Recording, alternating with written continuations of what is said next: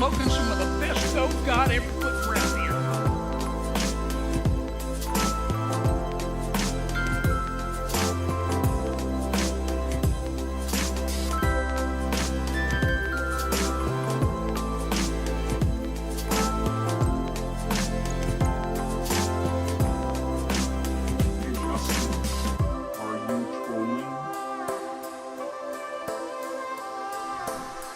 JustinFREAKIN is a formidable voice in the culture.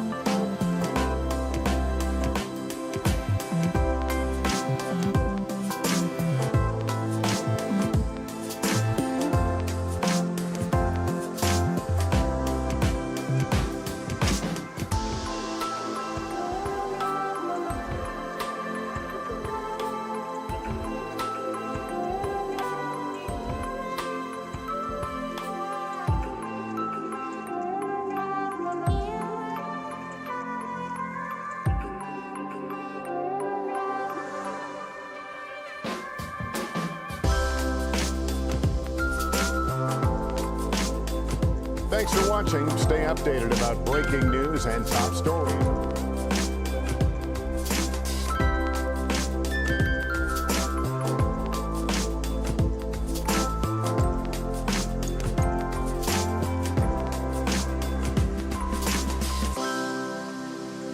You live in sexual anarchy.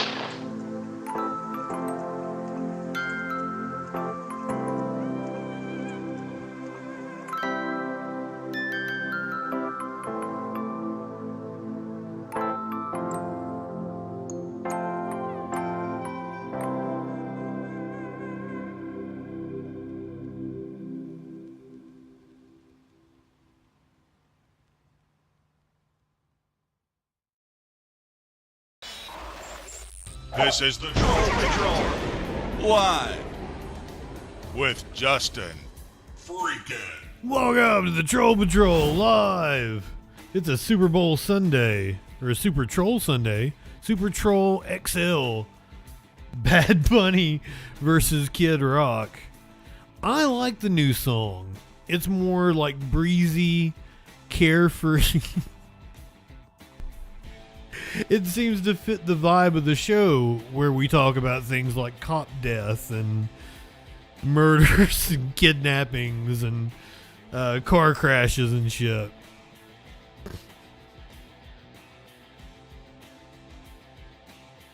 The old song seemed kind of serious. We're going to be talking about the Japanese election. The possible UK election coming because of the fallout from the Epstein files rippling through Keir Starmer's government. His chief of staff resigning just hours ago. Mark Warner is making the rounds on the Sunday shows today. We're going to hear from him about the Tulsi Gabbard complaint that she stonewalled handing over to Congress. Thomas Massey was on with CNN talking about the Epstein files and Trump's constant attacks. Speaking of Trump attacks, he shared out a racist video on his Truth Social.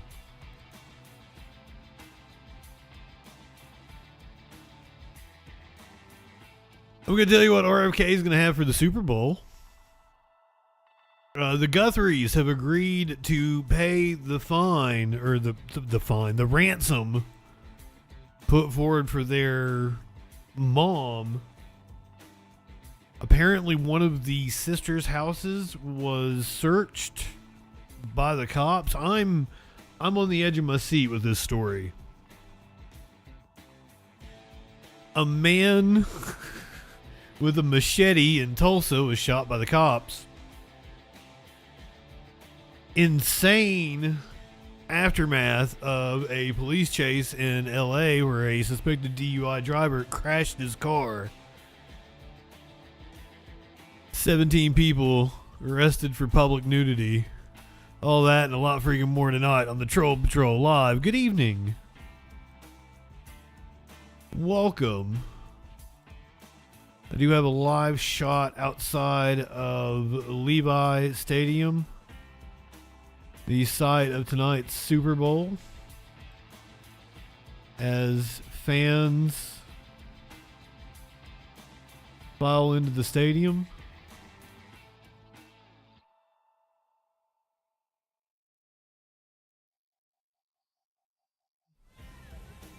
The site of tonight's Super Bowl. Oh, shit. As the Superb Owl.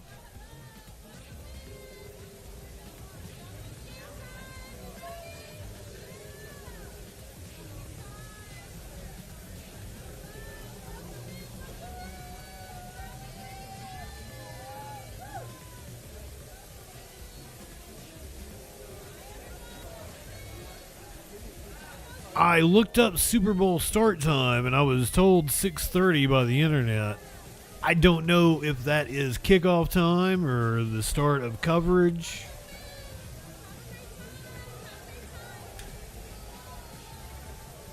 Probably the start of coverage and then the kickoff closer to 7.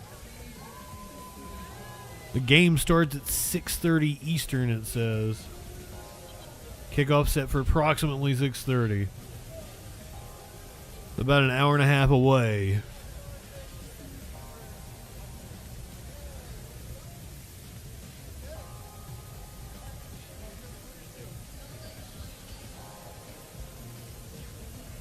Is it not doing the vertical? It's supposed to be doing it. It upsets me if it's not.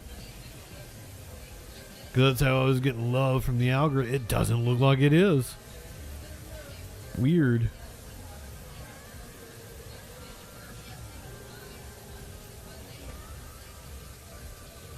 I don't know, what, maybe because I went on Twitch beforehand, and you would think when I started YouTube it would have done it.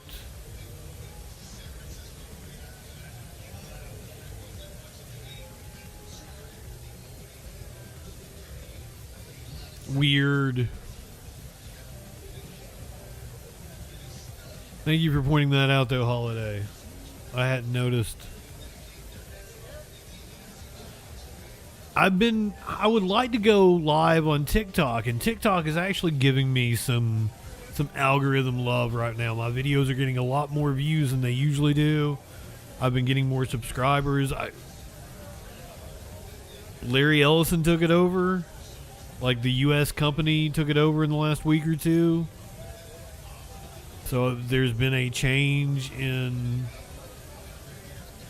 the algorithm, and I'm not being throttled the way I used to.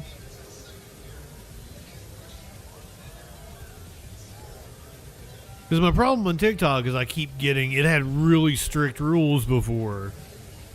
Like about violence and nudity. You know, pretty much everything this show is about. Yes, I will. I don't know if I'll call play-by-play on the game, but I'll keep you guys updated on what's going on in the game. I'll have it over here. We'll have a police chase and music going on. We'll watch the commercials. Fun time had by all.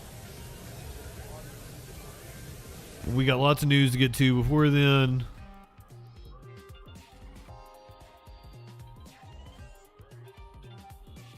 Massive security operation for this Super Bowl.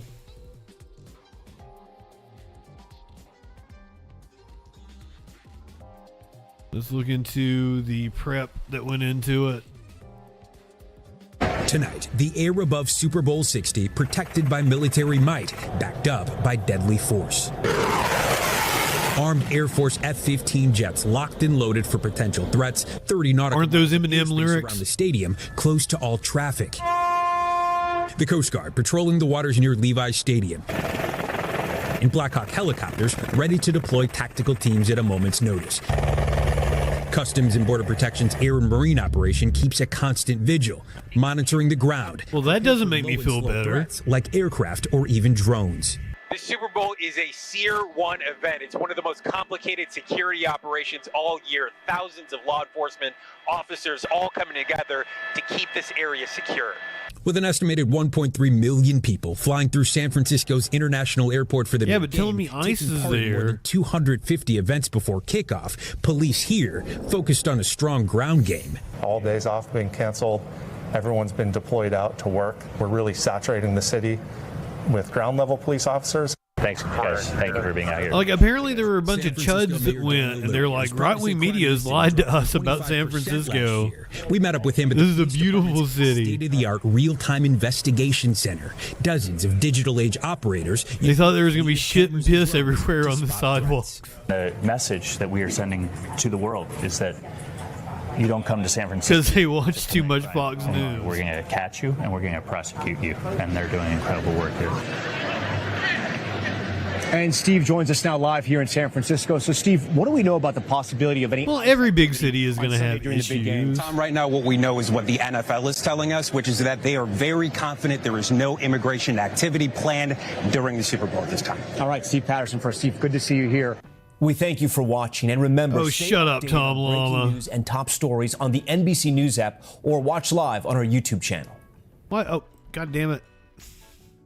The first time I have the opportunity to use We it. thank you for watching, and remember, stay updated on breaking Shut news up, and Tom top Llama. stories on the NBC News app or watch live on our YouTube channel.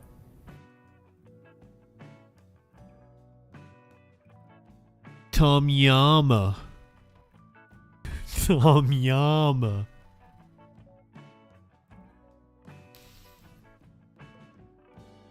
RFK was on one of the Fox shows this morning talking about what he was going to eat for Super Bowl Sunday. Part of the Maha movement. Super Bowl Sunday today is a snacking holiday in the U.S. You are as the CEO of Maha, what would you have? The CEO of Maha. I am on a carnivore diet, so I just eat meat and ferments, and I'm very happy with that. So I'm going to probably have yogurt, and people can eat what they want. You can even eat buffalo wings, but you should check the ingredient. If there's a lot of seed oils, if there's corn syrup in it, if there's artificial flavors, you probably shouldn't be doing it. Super Bowl Sunday today is a. There is a prediction in the chat. It won't let me vote. But I don't know shit about football, so I got no clue what's going on.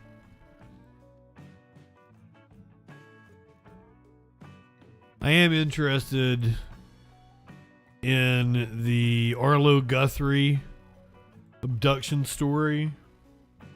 So Savannah Guthrie, she's a reporter for NBC News. Her mom, Arlo, was abducted and a ransom note issued. They have agreed to pay the ransom. In the search for Savannah Guthrie's mother, Nancy, the family posting a new video overnight with a plea for her safe return. I got somebody the other day when I was talking about Fergie being in the Epstein files.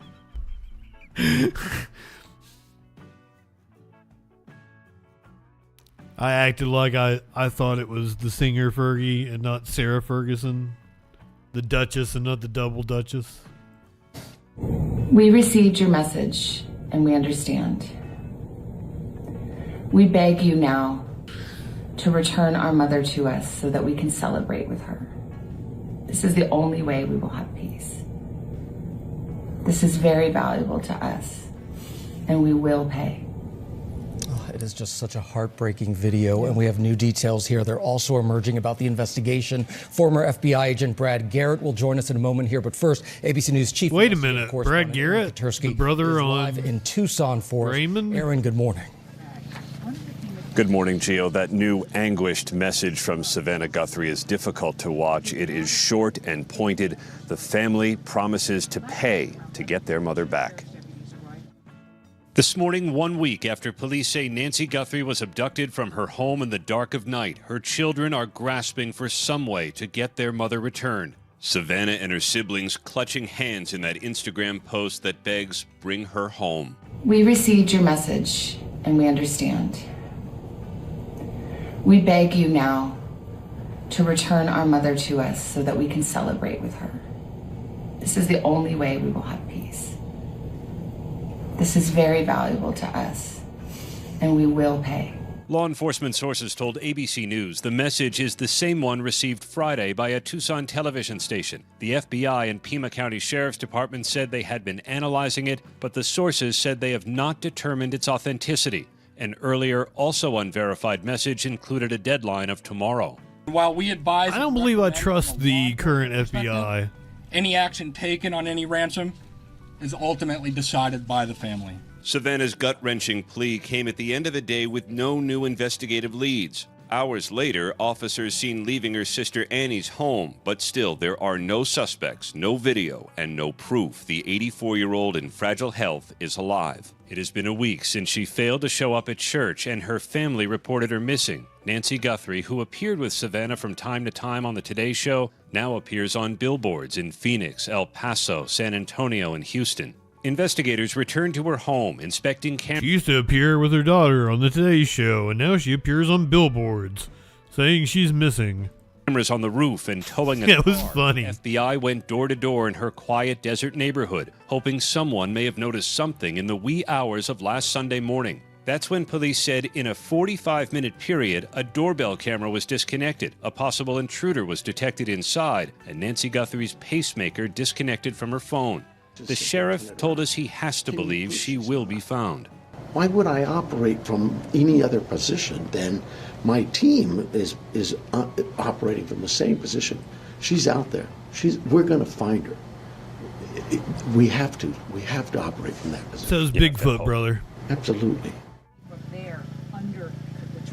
The frantic search is drawing worldwide attention, but for Savannah Guthrie and her family, this is a deeply personal horror of sadness and frustration. Guys, the police were tracking a possible vehicle of interest at a nearby convenience store that may have been spotted during that 45-minute window when police believe Nancy Guthrie was taken. But Janae, there are no new leads this morning. You said the horror, the anguish for this family as this has dragged on. Thank you so much for your reporting. Well, have they paid? ABC News contributor and former FBI agent Brad Garrett. They said they're going to, but have they? It's been a week since Nancy was taken. We have that Monday deadline. The new message overnight from the Guthrie family. What does the timing indicate? And with it going into a week, is it likely that this is about money? I think it is about money. And I also think that the release of the short message by the Guthrie family was very strategic. My guess is they had hostage negotiators working with them as far as wording, using like celebrate instead of surrender, or taking away from it like she's being held, which obviously she is if she's alive, hopefully. But it also tells the bad guys that we are serious about this, and maybe most importantly for the bad guys, that we're going to pay. And so we'll see. I think it sort of ratchets up what may happen on Monday one way or the other. And as Aaron reported, Brad, we saw that this was a really pointed message there. Savannah Guthrie addressed the suspected kidnapper or kidnappers directly in that social media video. So what does that tell you? Well, that tells you that, first of all, that the bad guys need direct connection to Savannah, because presumably she is the one that would ultimately come up with the money if they decide to pay. To return our mother. And Brad, you mentioned the possible vehicle of interest that could have been investigated. Where could the investigation be going from here? So I will tell you that vehicle spots and even people spots, many of them don't amount to much. Maybe this will. I think they're really just banking on that a car showed up during the time frame that Aaron talked about, and that is it related, is it not related? My guess is they would have resolved that car one way or the other by now. Brad, as we've been saying, you are a former FBI agent, so what do you see going on? Yeah, ACAB means him too. This investigation. So here are the following keys: is can the FBI techs break down the IP address that was used to send these emails, which is in effect a ransom notes? I don't think they've gotten anywhere with cameras.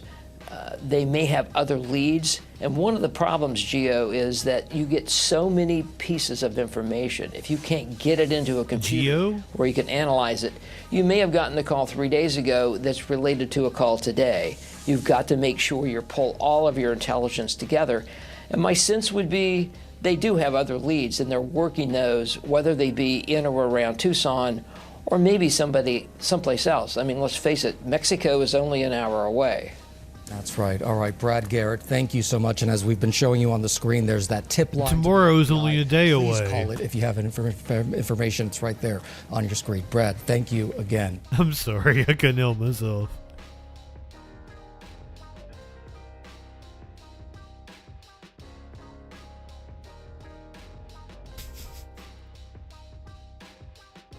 Okay, last week I reported to you about the whistleblower complaint lodged against Tulsi Gabbard.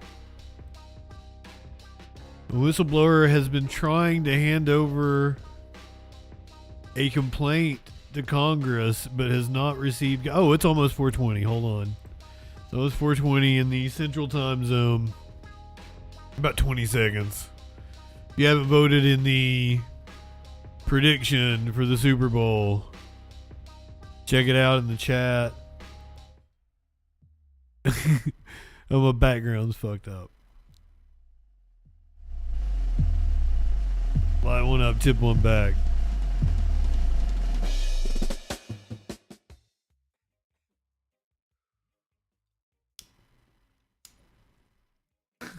The fan's blowing up me.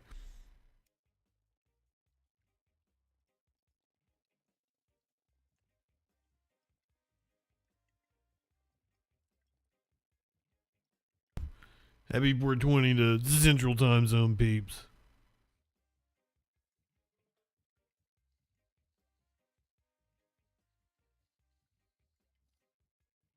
Senator Mark Warner, one of the Gang of Eight, was on Face the Nation this morning to talk about Tulsi Gabbard and the whistleblower complaint against the DNI office. Top Democrat on the Senate Intelligence Committee, Virginia's Mark Warner. Good to have you here. Thank you, Margaret.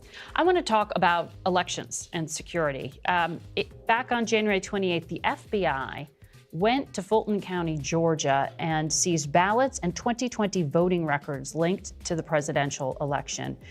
The Director of National Intelligence, Tulsi Gabbard, then was spotted outside the elections office, and she argued that her presence there had been personally requested by the President of the United States, and she had broad statutory authority to coordinate, integrate, and analyze intelligence related to election security. What would justify her involvement? Is there any foreign nexus that you have been informed of? We have not been informed of any foreign nexus. The job of the Director of National Intelligence. Yeah, there's not a vertical stream. It didn't start for some reason holiday. Foreigners, not about Americans. And remember, many of the reforms that were put in place actually took place after the Watergate scandal under President Nixon, where a president was directly involved in certain domestic criminal activities that appeared with the Watergate break-in. And my fear in this case is it almost seems Nixonian. Oregon gal, good to see you. The president asked Gabbard to show up down in Georgia on a domestic political investigation. First of all, how would he know about the search warrant even being issued? That's not his job. And then to have the Director of National Intelligence down there, which is totally against her rules, unless there is a foreign nexus. And she has not indicated any foreign nexus to us to date. There's been no communication with the committee. Thank you for the resub. We have asked. Okay. We then subsequently found that this was not the first time she was involved in domestic activities. She went down and seized some voting machines in Puerto Rico earlier in the year. Again, we had no knowledge of that. And then the question of what she was doing in Georgia, there's been 3 or 4 different stories since it broke. First, she said the president asked, then the president said he didn't ask her, then he said it was Pam Bondi, the attorney general. So we don't have Pam Bondi is going to be testifying this Wednesday in front of Congress. We're going to cover that. To high heaven. And the fact is Donald Trump cannot get over the fact that he lost Georgia in 2020, that he lost the election in 2020. My fear is now he sees the political winds turning against him, and he's going to try to interfere in the 2026 elections, something that a year ago I didn't think would be possible. I mean, that's a tremendous statement. But just to clarify here, it was Reuters that first reported that Gabbard went to Puerto Rico back in the spring to seize voting machines. Was Congress informed at all, or did you learn about it in the press? I believe the first we ever heard about this was from the press itself. Wow. So I didn't hear about this until like just a week ago. Usually focus overseas, but the White House is arguing that the director was there for good reason, and that federal law, they argue, assigns a DNI statutory responsibility to lead counterintelligence matters related to election security, election voting system risks, software, voter registration databases. You're concerned, but are your fellow... The worry that's being floated out there is because they have Maduro in custody, that they'll try to force him to say that he did something to interfere in the 2020 election in order to give him a sweetheart deal to get out. I don't know that he would, because he's kind of a badass. Anonymously, welcome in. Republicans on the... He's pretty defiant, so thing, Margaret. We'll see what happens. The protections for our election system were put in place during the first Trump administration. We set up CISA, the cybersecurity agency, to help work with state and local elections. There was an FBI center set up for foreign malign influence. And then we put into law something called the Foreign Malign Influence Center at the Director of National Intelligence Office. All of those entities have been basically disbanded. CISA cut by a third, the FBI center cut back, the ODNI's center cut back, which we think is frankly counter to the law. But it's all, in terms of the we covered the dismantling of CISA. Of foreign involvement. There has been no evidence of that to date. Where is Chair Cotton on this, though? We have jointly been making sure that we get updates on election security. And I think we're going to see more of that to come, because this is critical. And my concern is that when we see artificial intelligence tools and others, it was almost child's play what happened in 2016. China, Russia, Iran, others could be interfering. We've not seen evidence to date. Gabbard, if she's got any evidence, should have provided it to the Congress. I think this was an effort where Donald Trump can't get over the fact that he lost Georgia, so obsessed, and it begs the question is, what was Gabbard doing there? And it frankly begs the question is, why was the president even aware of this investigation before the search warrant was issued? Well, we would love to put those questions to the director and have asked to do so. But tell us where you're at. Here, can you just button this up for me? Because we're talking about 2020, and that's what Fulton County Focus was about. But you also said you think in 2026 there's an effort to interfere. What evidence do you have of that? This was what I'm seeing from the president's own comments about nationalizing elections and putting Republicans in charge, counter to the Constitution. We've seen these activities in Georgia where could there be some effort that suddenly gives him an excuse to try to take some of these federalization efforts. We've seen ICE. We focused a lot of this activity on ICE in terms of their going rogue in Minneapolis. But there is a very real threat without reforms at ICE that you could have ICE patrols around polling stations. And people would say, well, why would that matter if they're all American citizens? Yeah, well, non-citizens cannot vote. Because we've seen ICE discriminate against Latino families. We've seen as well mixed families where someone may be legal and others not. And candidly, you don't need to do a lot to discourage people from voting.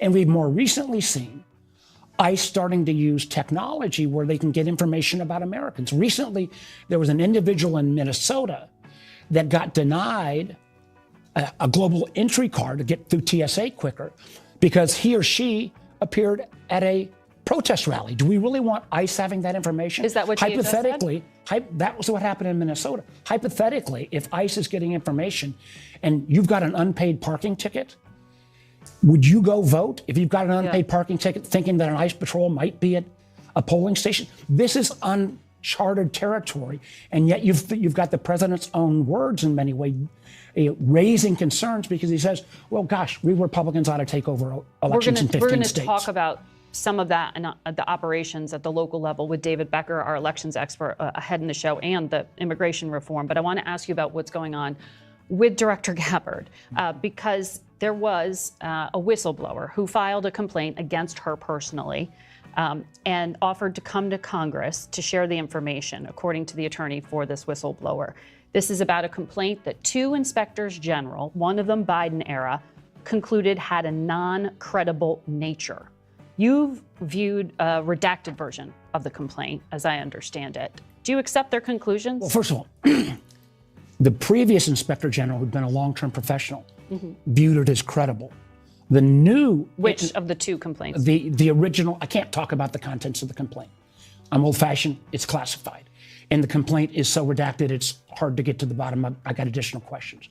My concern with what the director did is that this information was not relayed to Congress.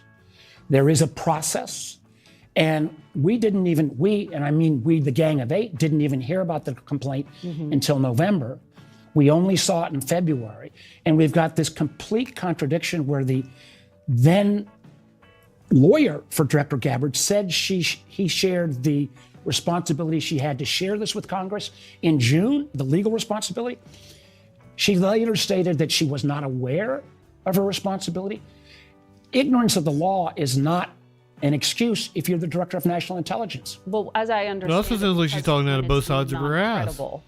It is not necessarily an urgent concern that starts a time clock that would force a ruling Congress of urgency by the first inspector general. That was contradicted by the Trump inspector general.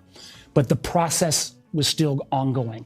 The fact that this sat out there for 6, 7, 8 months now, 6, 7, only seeing it now, raises huge concerns in and of itself. Well, I know you said you will not share what the intercept and the intelligence was about or the complaint itself, but CBS has been told by a senior intelligence official the whistleblower complaint included reference to an intelligence intercept between 2 foreign nationals in which they mentioned someone close to President Donald Trump. U.S. intelligence did not verify whether the conversation itself was more than just gossip. Will you be able to speak to the whistleblower? Will you be able to see this underlying intelligence? My understanding is the whistleblower has been waiting for guidance, legal guidance on how to approach the committee. Does a whistleblower still work for the U.S. government? I don't have any idea. Will you be able to view the intelligence, the intercept itself that she's accused of not sharing? We are trying to get both the redactions and the underlying intelligence. And that is in process. I'm not going to talk to the content itself. But this whole question, remember this whistleblower came forward in May.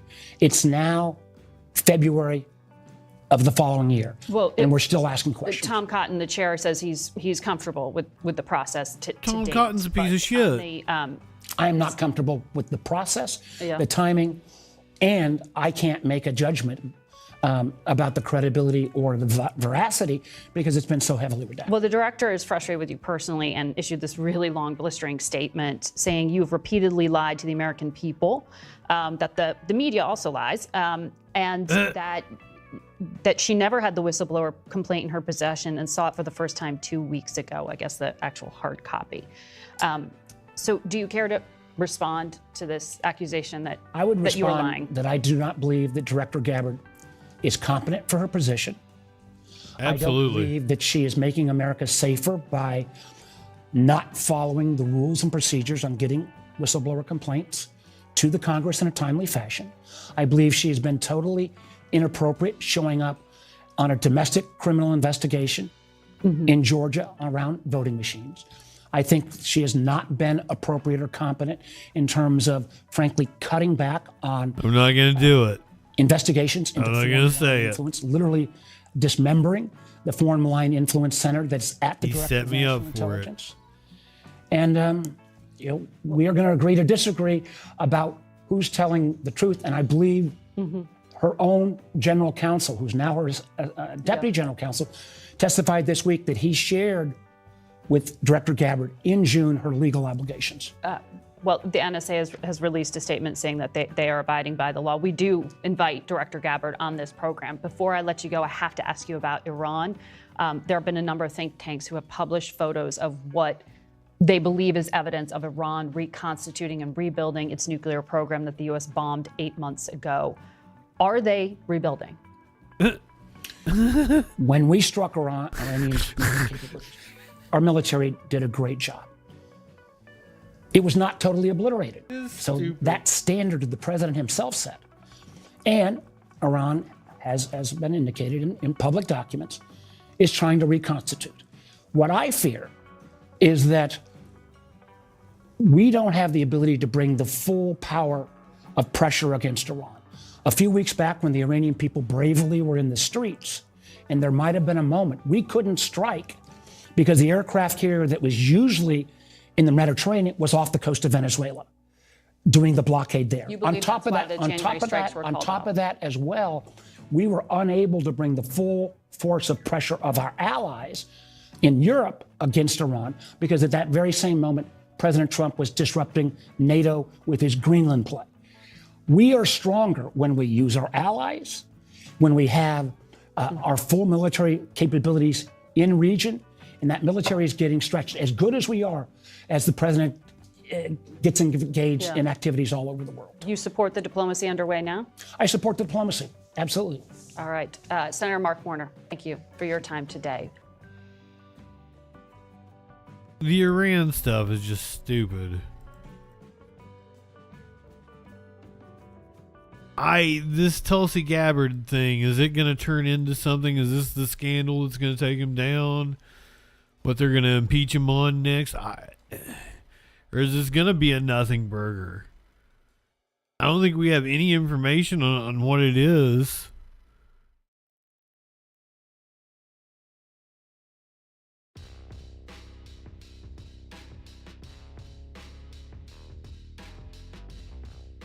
Trump shared out this stupid video of the Obamas depicting them as monkeys. To the backlash over President Trump's now deleted racist social media post depicting former President Obama and former First Lady Michelle Obama as apes.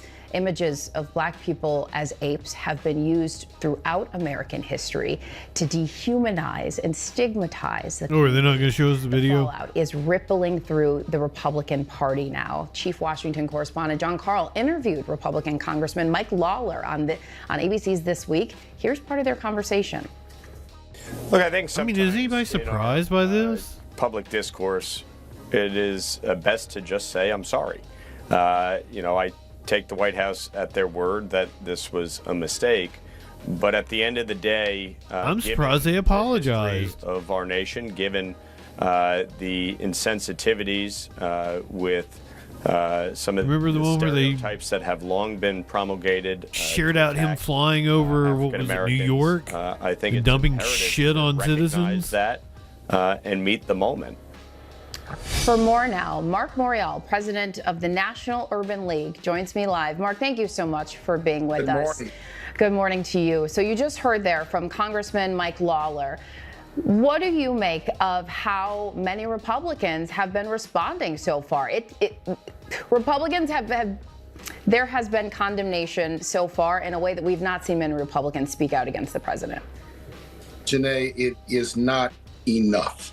What I'd like to see is the Congress of the United States pass a resolution of condemnation of these reprehensible remarks. It's important in this moment. So you just need a strongly worded letter. Elected member of Congress be on record in condemnation of this. He did take it down. That's the closest thing to Trump apologizing. Who've served this country, who are outside of active politics today, and just a continuation of a pattern coming from the 47th president. The second observation I would make is I am absolutely certain, Janae, that the American people do not want a president who revels in division, racial division, political division, sectional division, division every day to condemn some Americans for sectional division characteristic, for some political what you do to a couch. And what the people of this country want is a leader and leaders who seek to unite a very diverse and varied nation. And so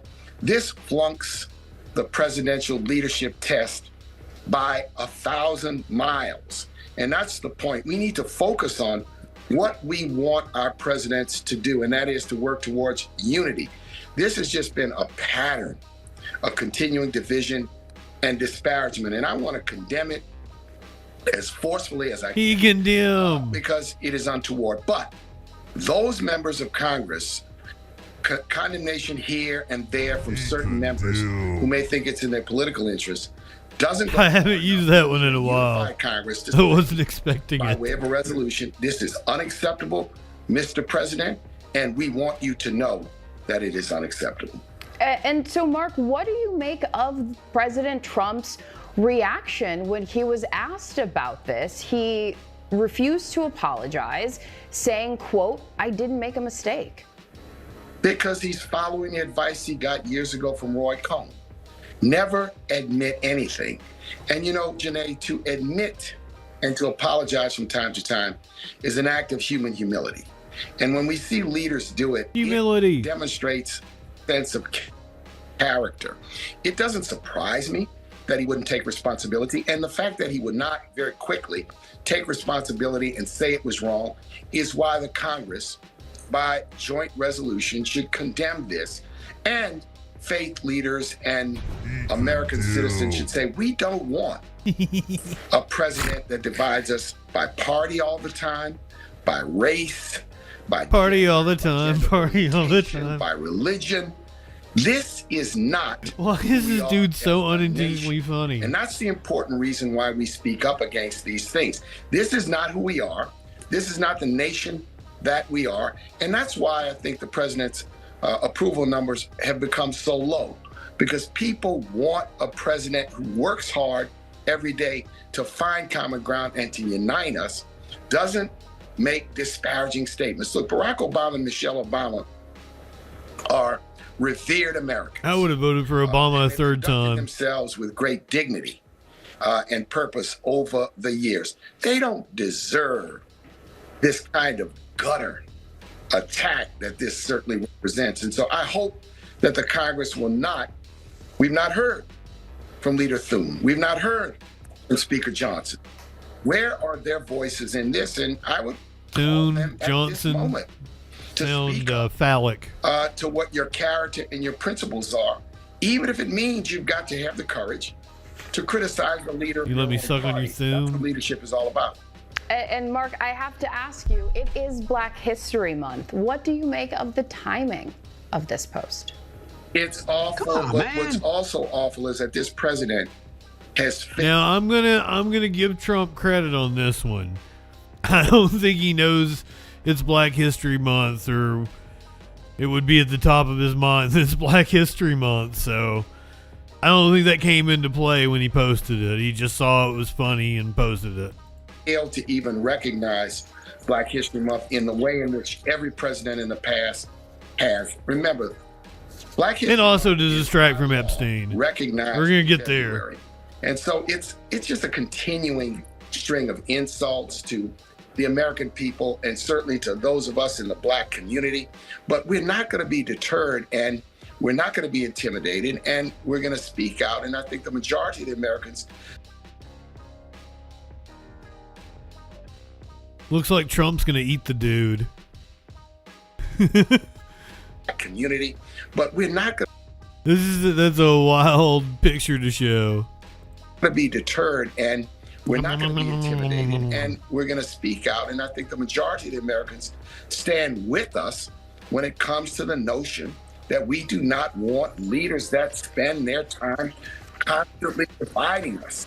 No, that's not who we are as a nation. And the president, who I've never met. That's exactly who we are as a He nation. has an opportunity in a moment like this. Thomas Jefferson started a newspaper to call one of his political opponents a hermaphrodite. It's exactly who we are as a nation. Thank you very much. Learn history. To demonstrate a sense of character and not just continue to follow the advice he got from Roy Cohn years ago, which is never to admit anything. Never. I'm sorry, I need to correct myself. He didn't call him a hermaphrodite. It was more eloquent than that.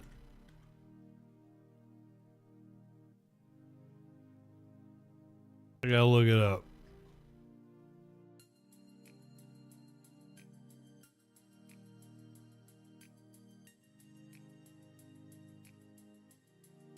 It's apparently a spurious quotation, according to Monticello. Oh, yes. It was James Callender, the newspaper editor of the newspaper that Jefferson created.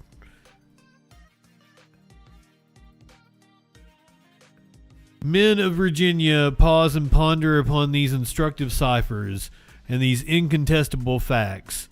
Ye will then judge for yourselves on the point of an American Navy.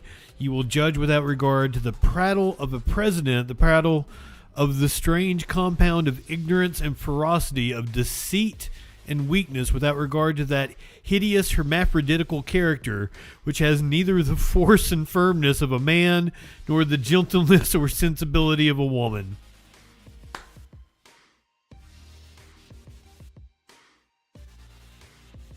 That was probably written by Thomas Jefferson, but was published by James Callender, the editor of the paper that Thomas Jefferson owned.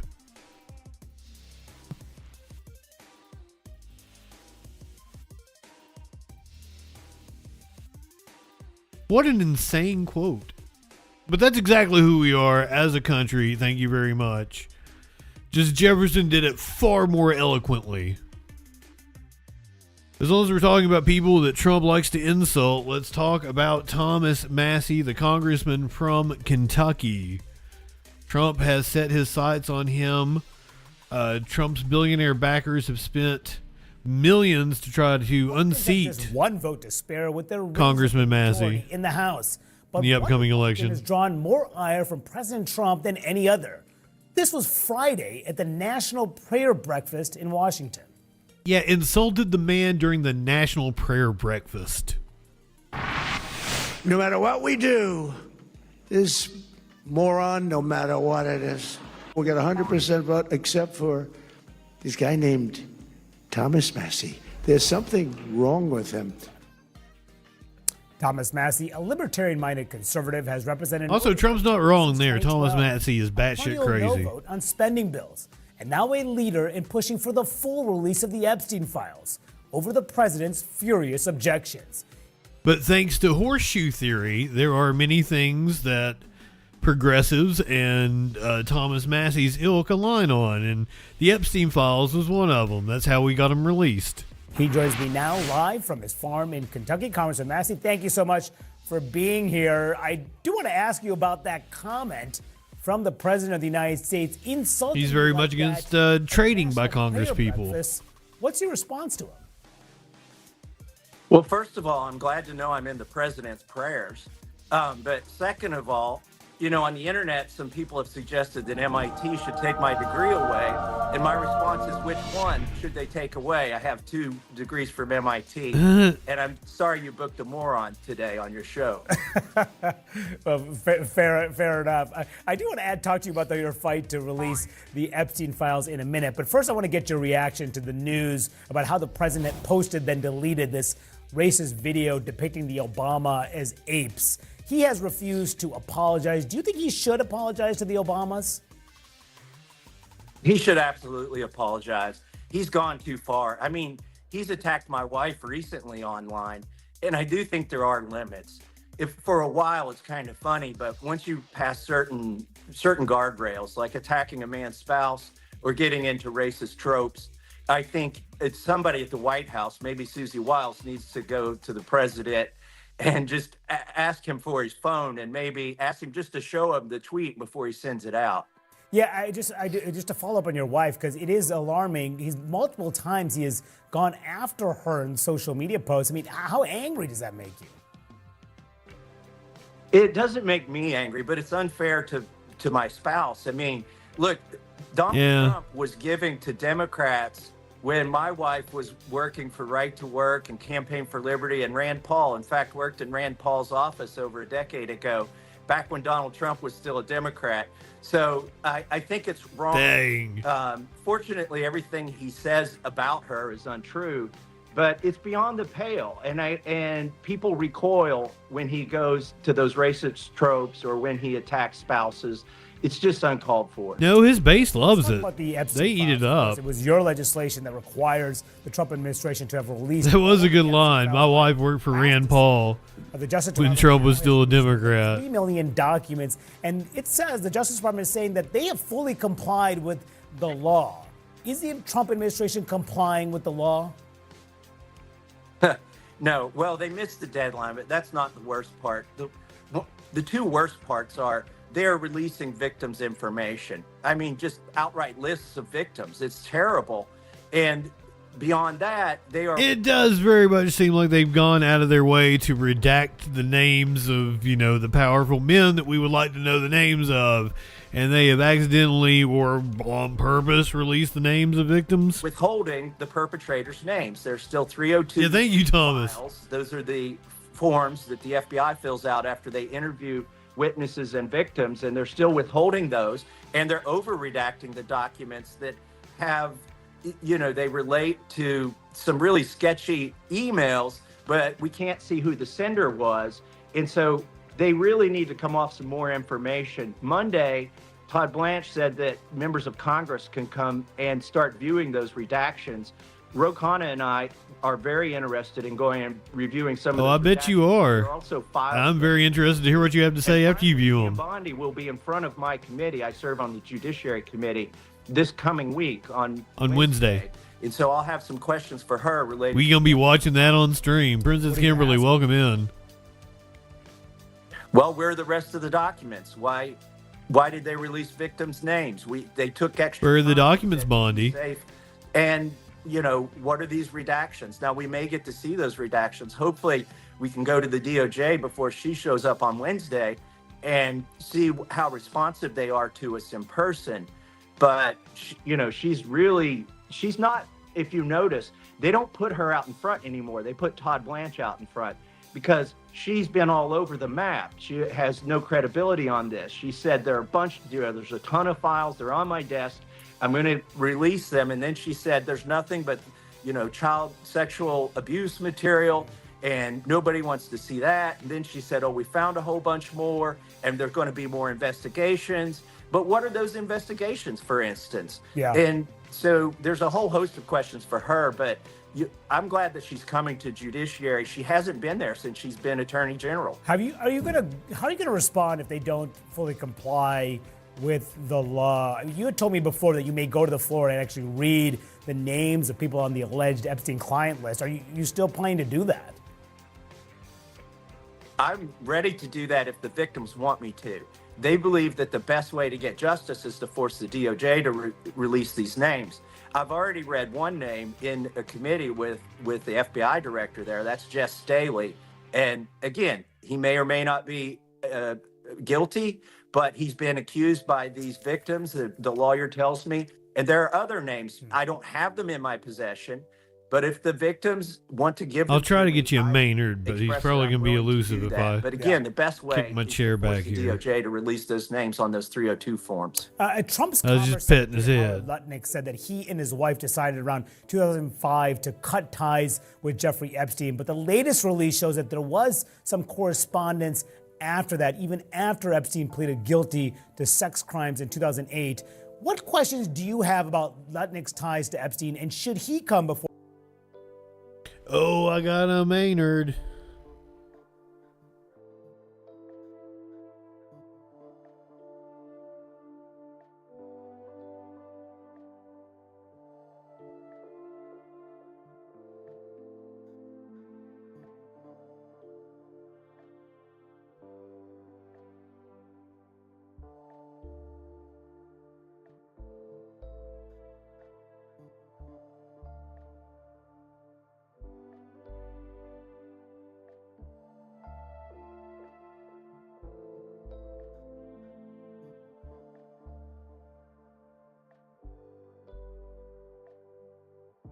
He hates it when I do that. Or Congress? Oh, yes, he was just asking about Howard Lutnick, the Treasury or Commerce Secretary. Said that he and his wife cut off ties with Epstein in 2005, but he's all over the Epstein files. Apparently was hanging out with Epstein around 2013. And testify. No, he should just resign. In business. I mean, there are 3 people in Great Britain that have resigned in politics. The ambassador from Great Britain to the United States. The prince lost his title for less than what we've seen Howard Lutnick lie about. Look, Howard Lutnick clearly went to the island, if we believe what's in these files. He was in business with Jeffrey Epstein. Yep. And this was many years after Jeffrey Epstein was convicted, lightly sentenced, but was convicted for sexual crimes. So he's got a lot to answer for, but really he should make life easier on the president, frankly, and just resign. If this were Great Britain, he'd already be gone. And just for the record, the Commerce Department says that he had limited interactions with Mr. Epstein in the presence of his wife, has never been accused of wrongdoing. I do want to ask you about Trump, because his name has been mentioned more than 1,000 times in the Epstein files. Do you think that he should answer questions to Congress he should resign testify about what he knows? I wouldn't go there yet. I think that most of the men that are implicated in these files. Notice that Trump has completely changed his tune about the Clintons. 2 people that he absolutely used to despise. He's saying they're great. They're great friends. Nothing to see here. Libertad, welcome in. They're billionaires. They're friends of Trump. They're people who are in his social circles. To get justice for the survivors, I want to see those men brought to justice. Ro Khanna and I have tried to keep this from being political. In some respects, we've failed. The Democrats want to make this about Trump, and the Republicans want to make it about the Clintons. I want to make it about the survivors and getting them justice and transparency. Mr. Massey, you are perhaps Trump's biggest Why not both? primary season. He's tried to unite the party behind your opponent, Ed Galrine, and Congressman Andy Barr, a member of your delegation, has now endorsed your opponent. Trump has knocked off incumbents in the past by endorsing their challengers. How hard is it going to be for you to overcome the president and his MAGA allies in your primary? I don't think it's going to be that hard.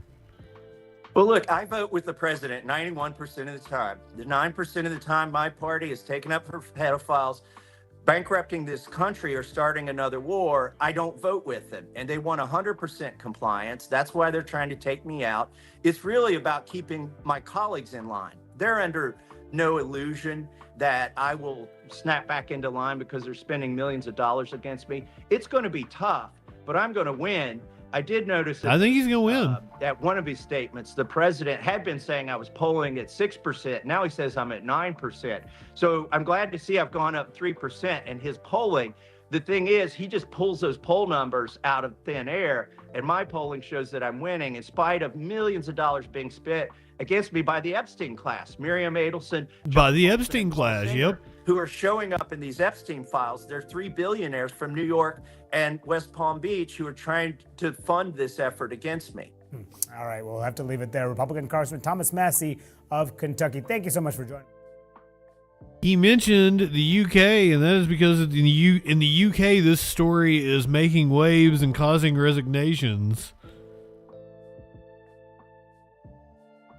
Backlash after the massive final dump of Epstein files. Britain's Prime Minister Keir Starmer is the latest to face criticism. CBS's MTS Tayeb at our London bureau has new details in what is now a global scandal. Good evening. Well, the political fallout here in Britain following the latest Epstein documents release has become so intense, there are growing calls for the UK's Prime Minister to step down.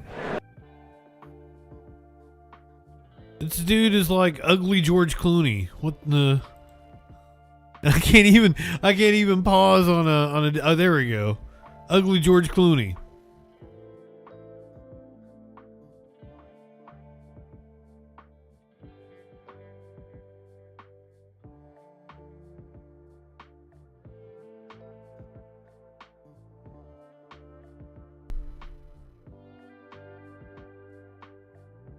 I'm going to leave it paused until somebody validates me.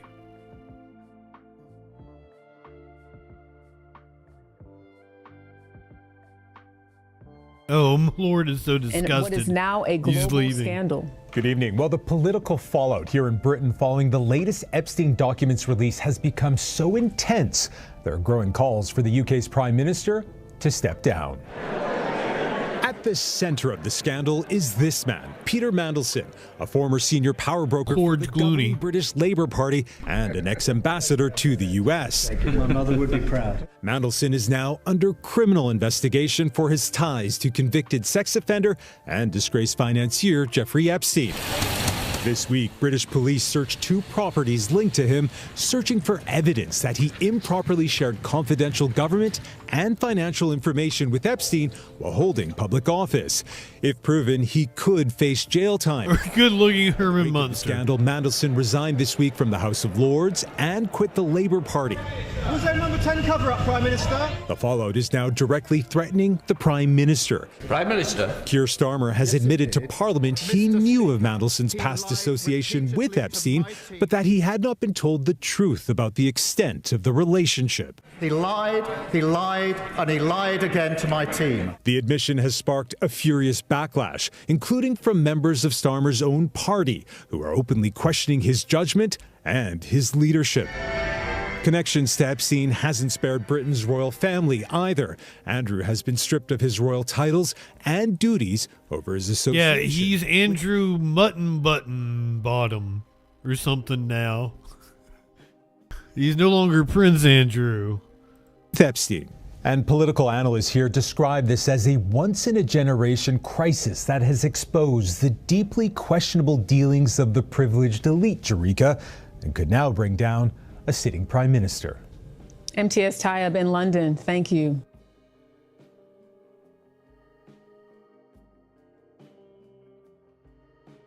Literally the least they could do. Within the last few hours, Keir Starmer's chief of staff actually resigned.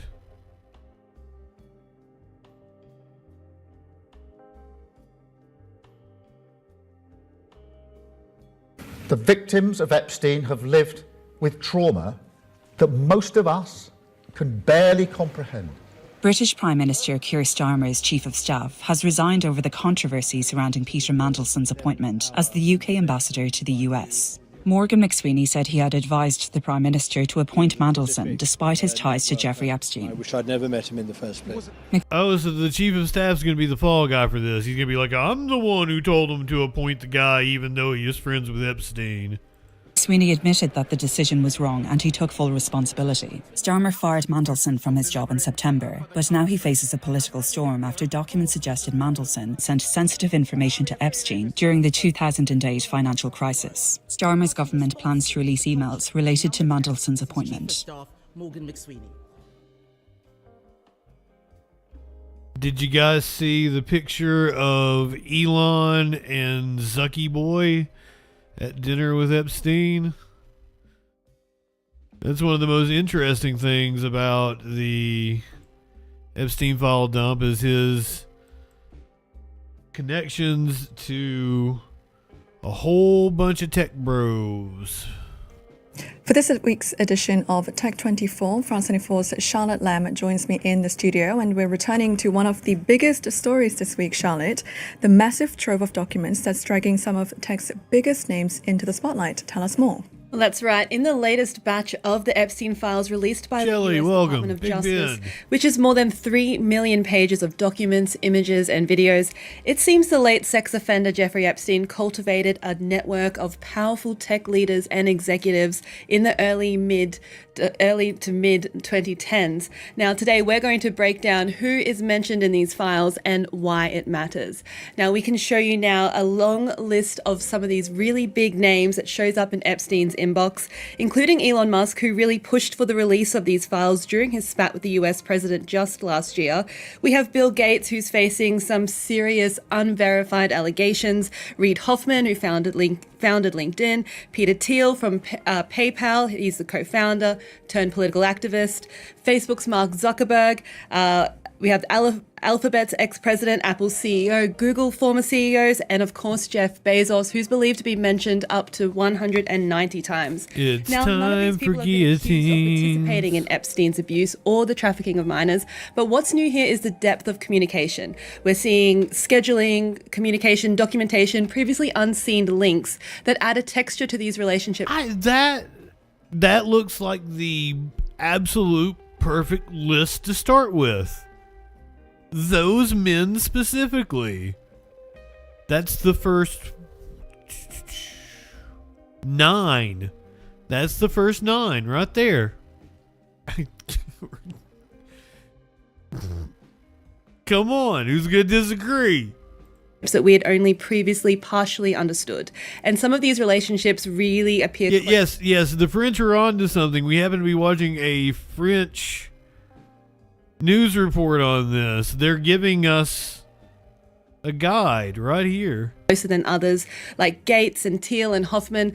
Others like Bezos and Sergey Gin, they appear on group emails Epstein received. Those 9 men. Like Apple's Tim Cook, he surfaced through schedules or assistance messages. So beyond socializing with these tech leaders, the files also point to Epstein's interest in investment and emerging technology. What do they tell us?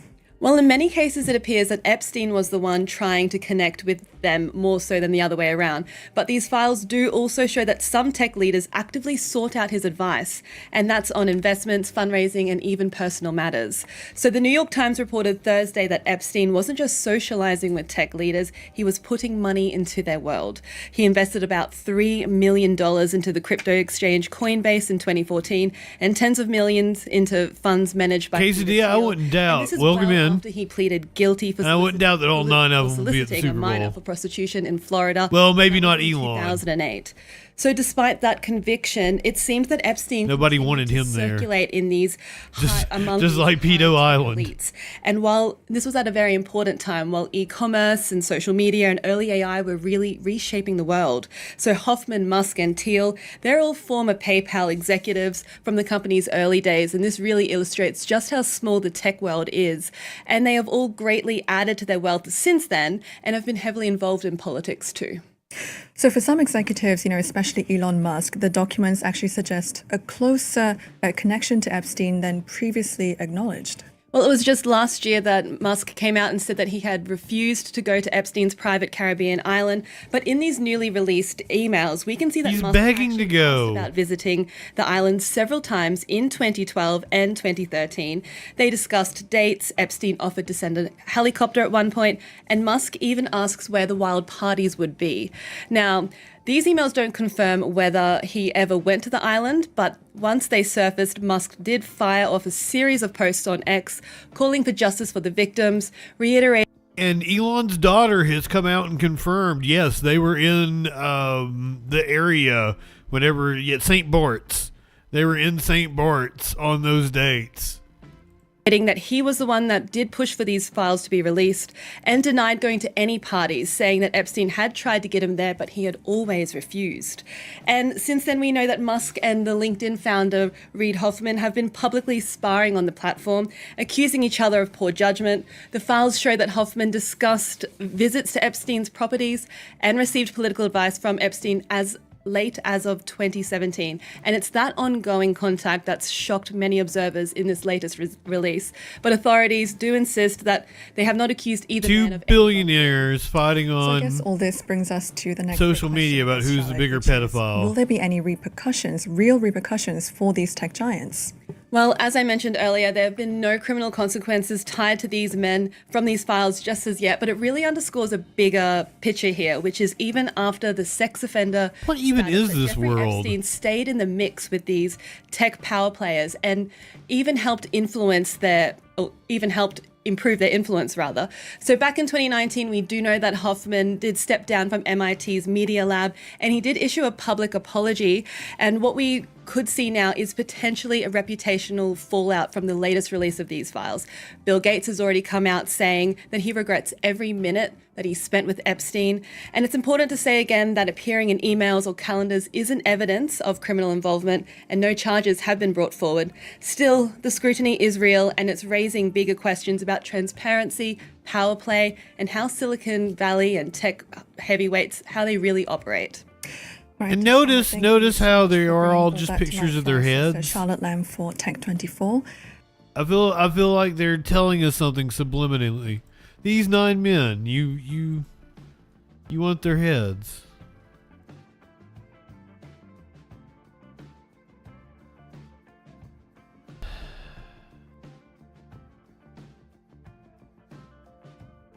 Japan holding a snap election.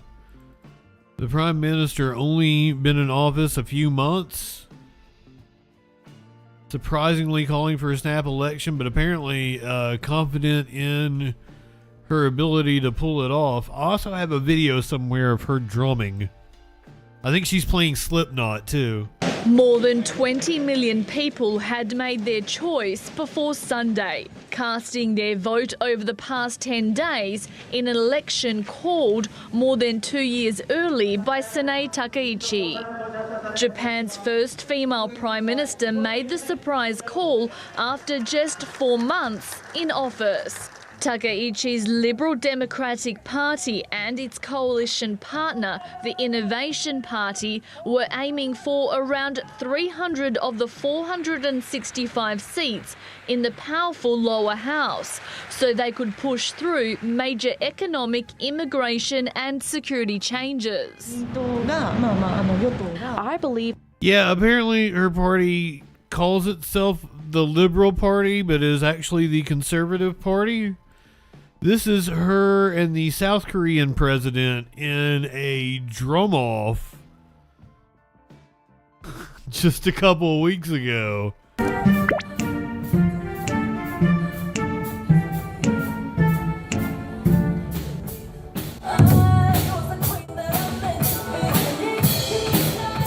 Wait, neither of them are good?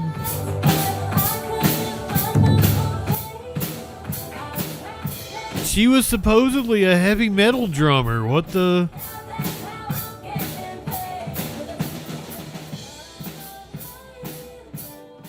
Is this... I'm turning it down. Like, is this the... We're going up the K-pop demon hunter thing? Yeah, that's the song they're playing. And actually that was not impressive at all.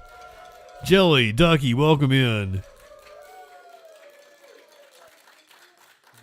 I thought she was gonna win me over and make me think she was badass, but like that was the shittiest drumming I've seen since Ringo.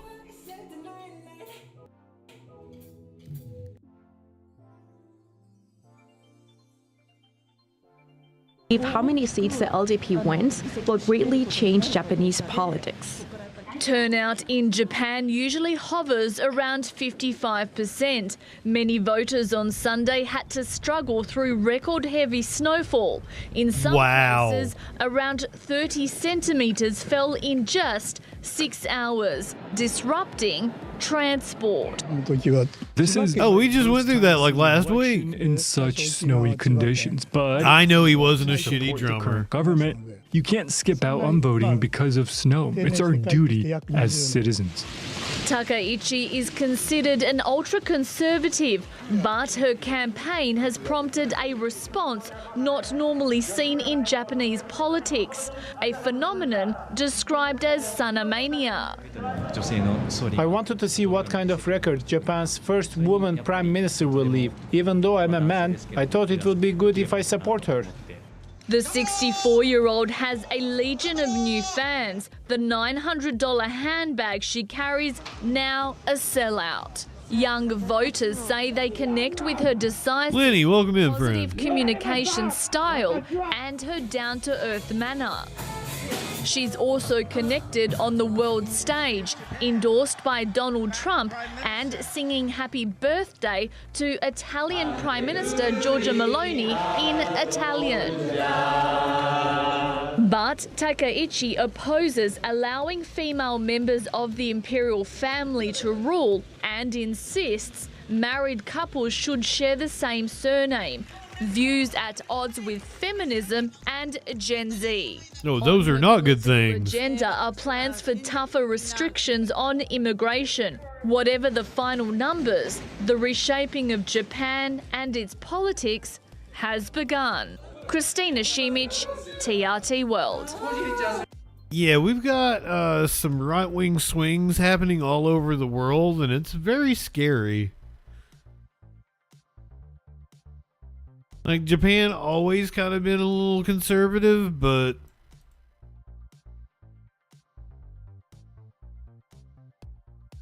this is like a new level. When we were on Thursday, clinically, how long have you been here?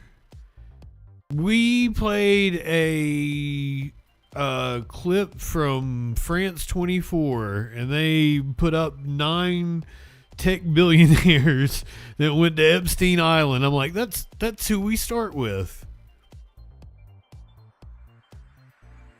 That's like the perfect France over here put the list together for us. It's the perfect 9 to start with. Well, it's like Peter Thiel, Bill Gates, Elon, Tim Cook, Sergey Brin, Reid Hoffman. It was seriously the perfect list. Bonder Monkey, welcome in.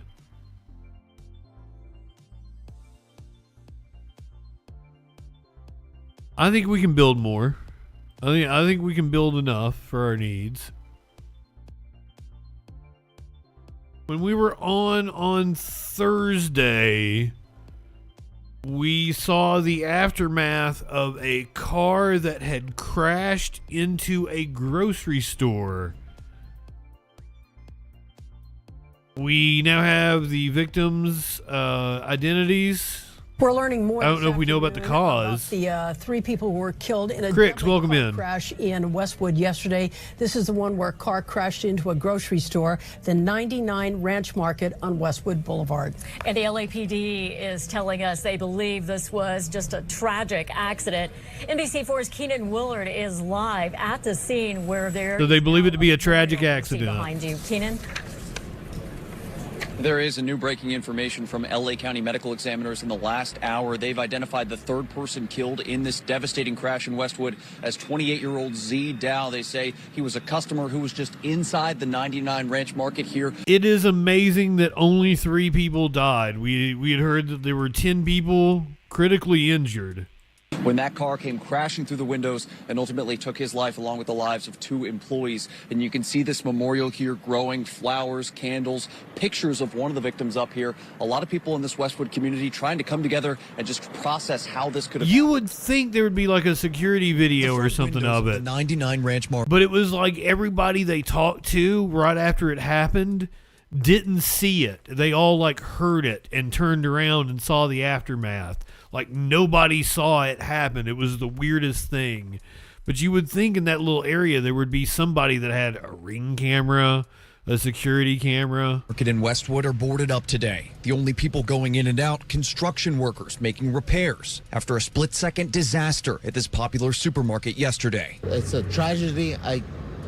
Somebody passed. Actually, yeah, clinically, if you look, those lights on the intersection do not have cameras on them. Somebody passed away. LAFD says around noon Thursday, a woman lost control of her car, hitting a bicyclist before crashing inside the 99 Ranch Market. NBC4 investigates, learning the woman is 92 years old and survived the crash. Police tell us 3 people who were inside the store died from their injuries. One of the victims, a customer. The other 2 were 99 Ranch employees. 92 years old, lost control of her car.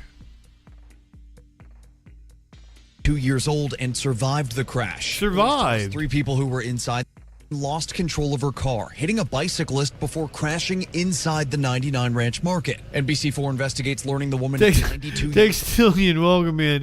Yeah. That episode of South Park is coming to mind. Oh my God.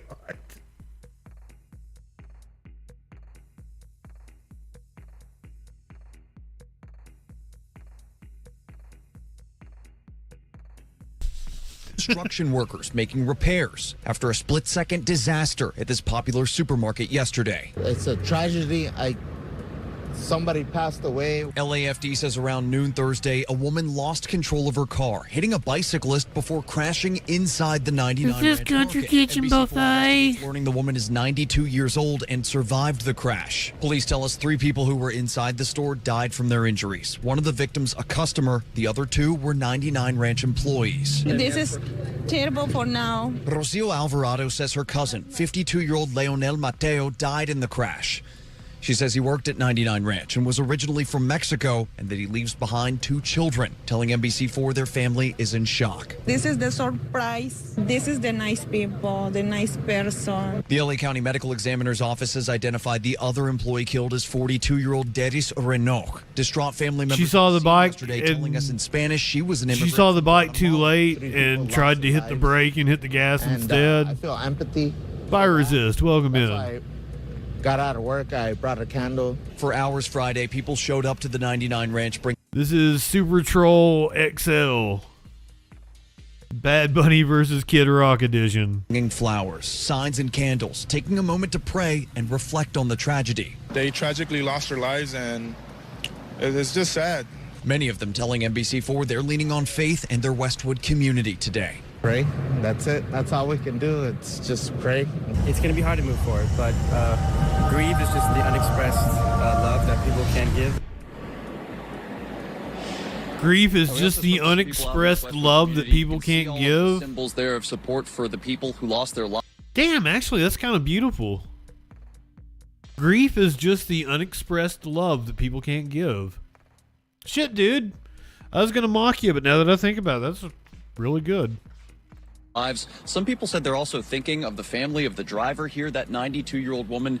Police telling us that that 92-year-old has not been charged with anything, but at this point they are reviewing her medical history and driving history, as well as examining any mechanical issues that may have been present with her car when this crash happened. So a lot too hard to comprehend that. Over by investigators today, one day after this tragic crash. I guess the fact that I got it means I'm not high enough. For the moment, Keenan Willard, NBC4 News. Keenan, thank you. Usually shit be right over my head. I thought it sounded like an empty platitude, but like then I thought about it, and I'm like, you know what? That's actually on point. Hey, it is almost 4:20 in the mountain. It is 4:20 in the mountain time zone. So light one up, dip one back.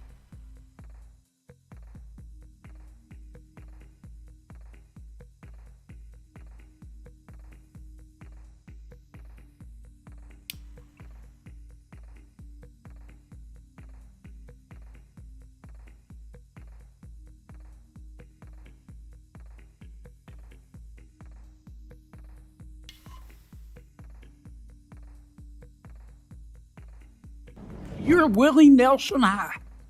You're smoking some of the best dope God ever put breath in.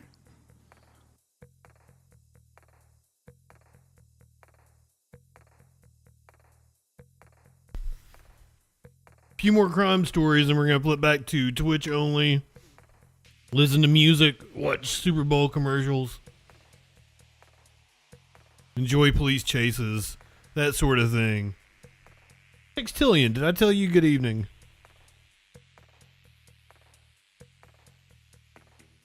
Always enjoy a good man with a machete story. This one happened in Tulsa, Oklahoma. A man with a machete had a face-off with police. It did not end well for him, as you would expect. I'm News Oklahoma's Clifton Haskin. I'm here in downtown Tulsa, where Tulsa police tell me one man is dead, but no officers were hurt, and this officer involved shooting outside the Salvation Army here in downtown Tulsa. I want you guys to take a look at what the scene looked like when I first got here. Tulsa police tell me at about 1:15. If I saw Clifton on Grindr. In the area patrolling when they were flagged down about a man with a machete causing a disturbance. They tried to calm the man down using non-deadly force, using like a beanbag machine or beanbag launcher. When that didn't work, the man attacked the officers with the machete, and then the officers shot and killed him. I spoke to Captain Muhlenberg, who tells me he's asking everyone to stay vigilant. So we just want everybody to just, be safe. If you see someone who's out there who's a clear danger, just call the police and get as far away from that person as possible. Muhlenberg tells me the officers involved at this scene here are being placed on administrative leave as they continue to investigate. I'll step out of the way to let you guys take a look behind me. This area is still closed off as they're investigating, but that is everything we know about this scene right now. In Tulsa, Clifton Haskin, 2 News Oklahoma. I'm going to go follow Clifton on social media. Yeah, cutie. I have a couple of different police chases that took place over the last couple of days. I don't know that this is one of them. If we have the whole chase, or if all that they were able to catch was the aftermath. But apparently the aftermath was pretty gruesome. A pursuit of a suspected DUI driver ending in a violent crash happened overnight in Atwater Village. Yeah, KTLA's Jennifer McGraw live for us near the scene this morning with the very latest. Jennifer, what are you learning? Yeah, ladies, good morning. A very, very serious crash. You're not fooling me. That's Amy Schumer. Is she doing a bit, or is she just working for the local news station now?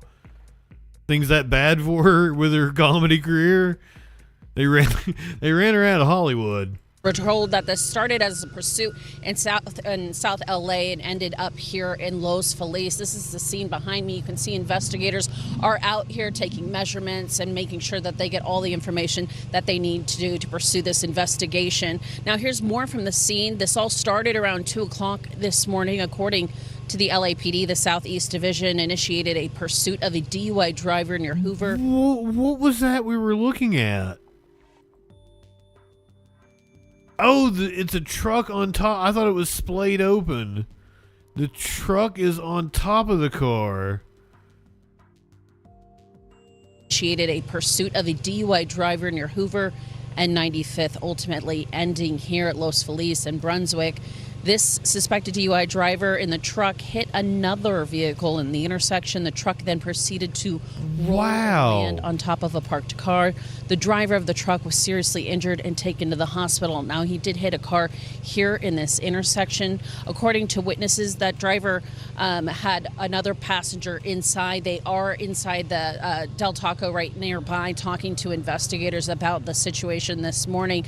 The suspected DUI driver, in the Del Taco. Serious injuries. Were told that he did have a passenger. I've never had a Del Taco. And that person was arrested. West Coast peeps. Are Del Tacos good? Unknown the exact injuries of the suspected DUI driver, but again, rushed to the hospital. This is an ongoing investigation. Above or below Taco Bell? More later this morning. No. Low rent Taco Bell? I mean, Taco Bell's already pretty bottom rung. Below Taco Bell, wow.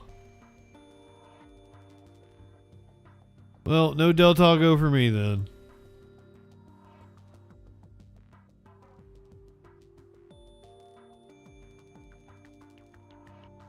This is the... Oh, they might have just cut it off. It's getting ready to start now. This is moments ago, the live shot at Levi's Stadium.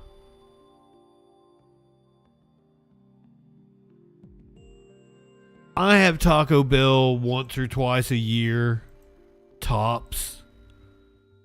So usually when I always get like, you know, whatever their new thing is, I'm usually pretty happy. I never have high expectations. I only get it every now and again. So it's usually a nice little treat.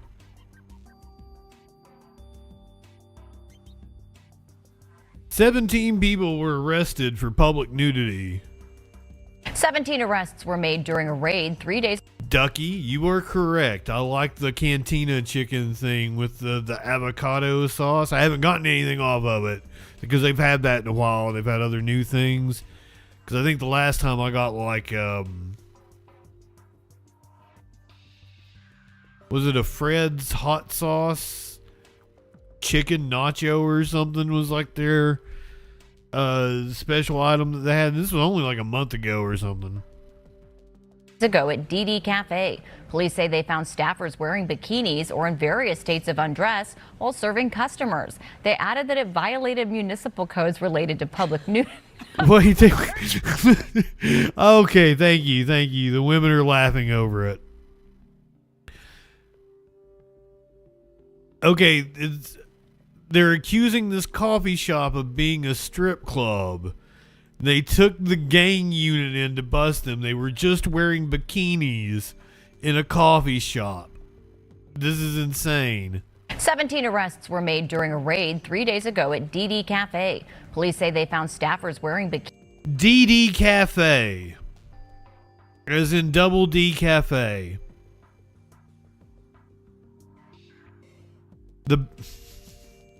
17 arrests were made during a raid 3 days ago at DD Cafe. Police say they found staffers wearing bikinis or in various states of undress while serving customers. They added that it violated municipal codes related to public nudity.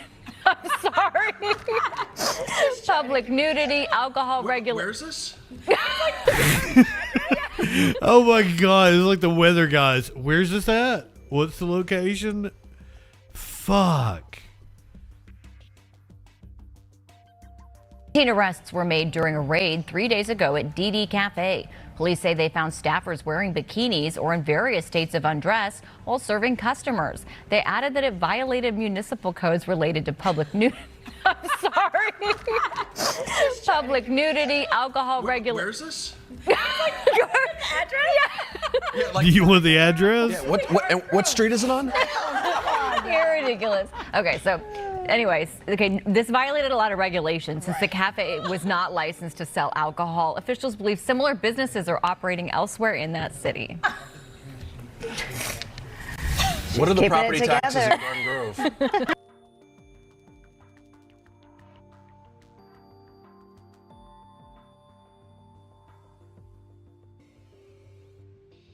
I see nothing wrong with a coffee shop where they dress in bikinis.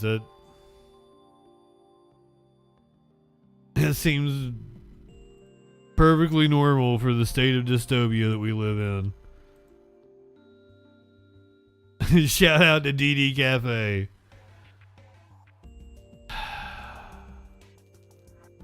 I made mention of it earlier, but there were people that I saw on Twitter saying they had been lied to by Fox News and other right-wing outlets about the state of San Francisco, that they thought there was going to be nothing but homeless people and shit and piss all over the roads.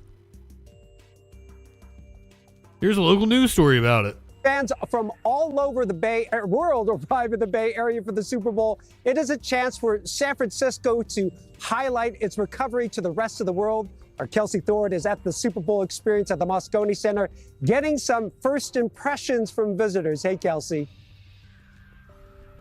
Hey, Ryan. Yeah, I don't think it's a secret that the city of San Francisco is trying to use this Super Bowl to this is a different Amy Schumer reputation character of the city, to show that the city is coming back from what were, frankly, some dark times post-COVID. So we went out and about throughout the city today asking visitors their thoughts on how San Francisco What were these dark times? They're acting like they had the plague.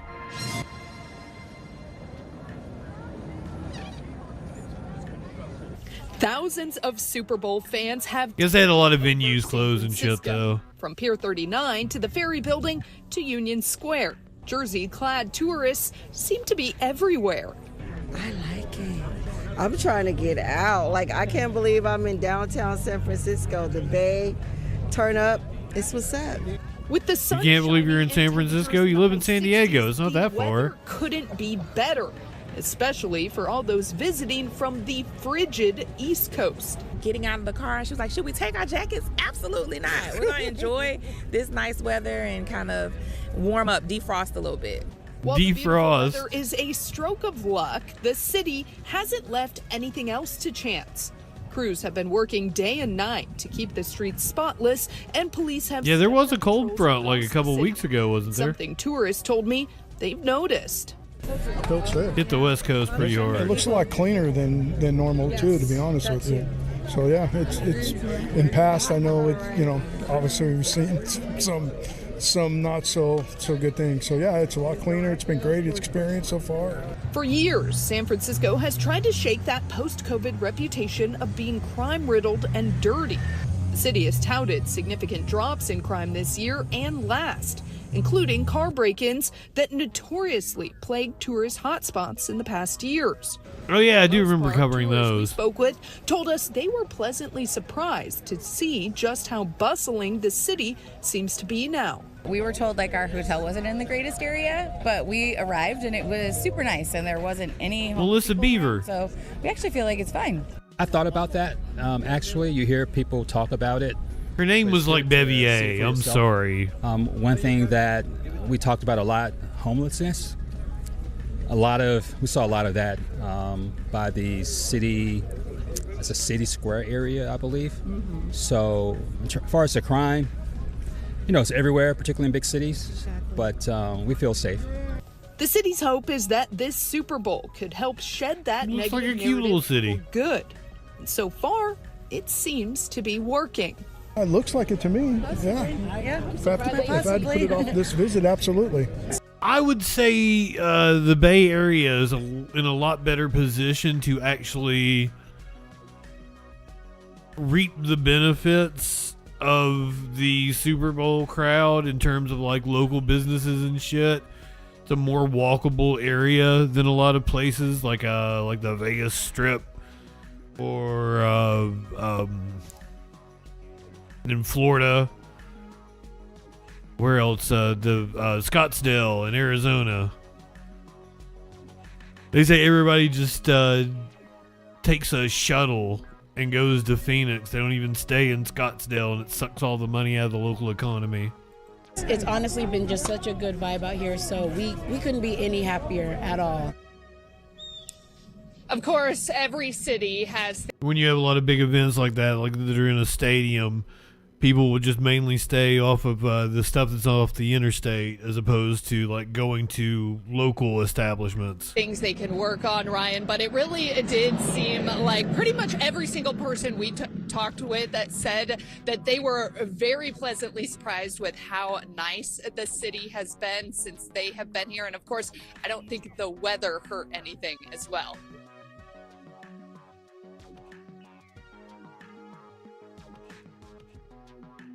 So spotlighting the city hosting the Super Bowl, let's spotlight this is called the Beast Bust. Is this like a group of fans going down from Tacoma to the Super Bowl? It was a couple days ago. Get a glimpse of the Beast bus. You know it's going to bring massive amounts of energy, but it did take a lot of work to get it up and rolling on out. We watched the crew put the final touches on it, and then they headed down I-5 South this afternoon.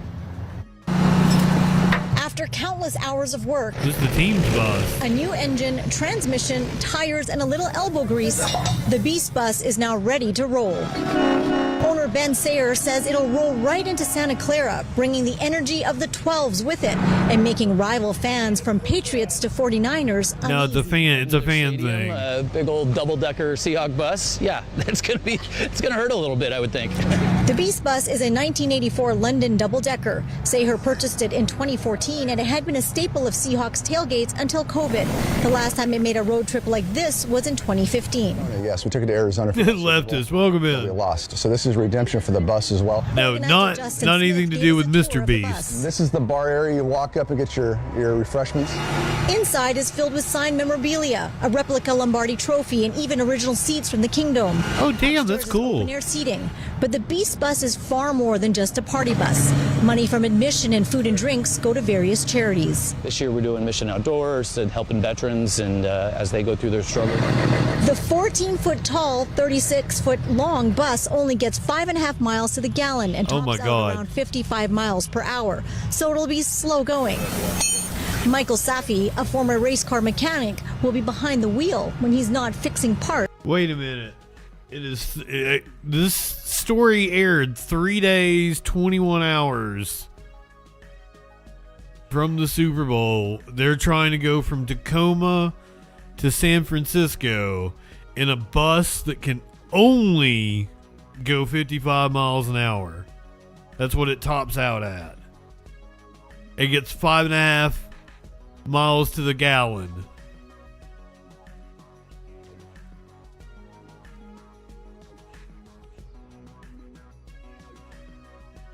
Is that even possible? And tops out around 50. Maybe it's downhill. So it'll be slow going. Michael Safi, a former race car mechanic, will be behind the wheel when he's not fixing parts under the bus. Supporting the Seahawks, and two, the joy that brings the community, man. I mean, gosh, so many people just want to be part of something. It's all in a day's work. It's only a 12-hour drive. I thought it would have been longer than that. Johnson. I think we're going to play good, solid ball. It's going to be a very, very long day for the Patriots. That's 777 miles. Well, the crew expects to arrive back down in Medford, Oregon tonight, spend the night, and get up bright and early, and then do the remainder of the drive down to the San Francisco Bay Area, and hopefully get there by tomorrow night. We are live in Pierce County. Allison Amoy, Cairo 7 News. Calculator says it would take them 14.1 hours.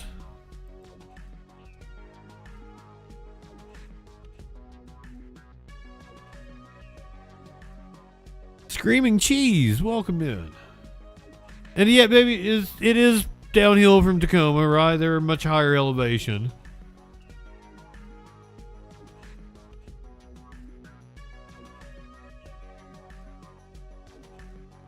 This is NBC News Bay Area, the final preparations. They aired this last night. Final preparations going into Super Bowl LX.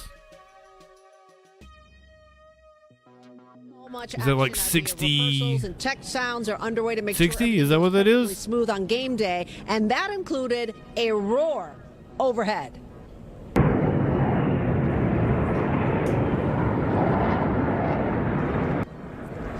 Fighter jets just went heads over us minutes ago. F-15s buzzed over Levi's. It is 60. Okay, cool. By Joint Air Force Navy flyover for America's 250th birthday. And while that was happening, we could also see pink and white smoke billowing out of Levi. Okay, Leftist makes a very good point. Who cares how long it takes when you have 27 cases of beer in a bathroom in the bus? Specially designed to be used around audiences. They are non-toxic, and they also told us they had firefighters on hand to make sure that everything went okay. So that's the stuff that's going to happen on game day.